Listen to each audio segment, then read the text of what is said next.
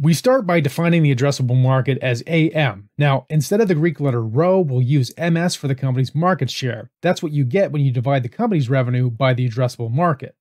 And this means that anytime t, we can represent the company's revenue as the product of its addressable market and its market share. Now we just repeat the math. We can express delta R as delta AM times the average MS plus delta MS times the average AM.